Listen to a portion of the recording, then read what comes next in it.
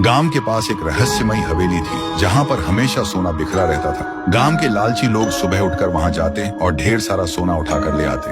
हर दिन उस हवेली पर लोगों की भीड़ लगी रहती थी। शाम होते होते उस हवेली का सारा सोना खत्म हो जाता था। ये देखकर गांव वाले कहते, अरे यार, इतनी जल्दी सोना खत्म हो गया। उसी गांव में डॉक्टर अज्जू रहता था, जिसे जानना था कि उस हवेली के पास इतना सारा सोना कहां से आता है। एक शाम जब सभी लोग वहां से अपने घर चले गए, तब अज्जू वहीं छिप गया ताकि वह जान सके कि यहाँ पर सोना कौन रखता है।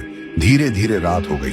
तभी उसी हवेली के पास सफेद कपड़ों में एक आदमी दिखाई दिया, जिसका चेहरा मास्क के पीछे ढका हुआ था। उसका नाम गोल्डन मैन था। वह गुस्से से गरजा और बोला, मेरा सोना आखिर कौन उठा ले जाता है। तभी उसकी नजर डॉक्टर अज्जू पर पड़ गई।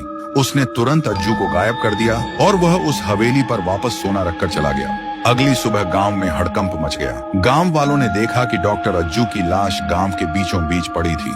ये देखकर गांव वाले डर गए, लेकिन लालच के कारण फिर भी हवेली पर सोना लेने जाने लगे। उसी गांव में राय कुमार रहता था, जिसे सोने ने लालची बना दिया था।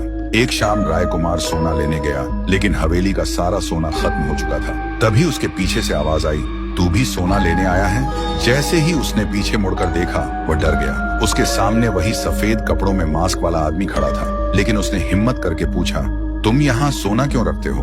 तब गोल्डन मैन रोते हुए बोला, सालों पहले मैं भी इसी गांव में रहता था। मैं गांव का सबसे अमीर आदमी था। मेरे पास बहुत सारा सोना था, लेकिन मैं गरीबों की मदद करता था। कुछ लालची लोगों की नजर मेरे सोने पर थी। एक रात जब मैं सो रहा था, तब कुछ चोर मेरे घर में घुस गए और मेरा सोना चुराने लगे। जब मैं उन्हें रोकने गया, तो उन्होंने मुझे वहीं मार डाला और मेरी लाश इसी हवेली के पास छोड़ दी। तभी से मैं इस रास्ते पर आता हूँ और गरीबों की मदद के लिए सोना रखकर चला जाता हूँ। लेकिन लोग जरूरत के लिए नहीं, बल्कि लालच के लिए सोना लेने आते हैं। ये सुनकर राय कुमार का लालच खत्म हो गया। उस दिन के बाद डॉक्टर राय कुमार ने कभी हवेली से सोना नहीं लिया और मेहनत करके खाने लगा।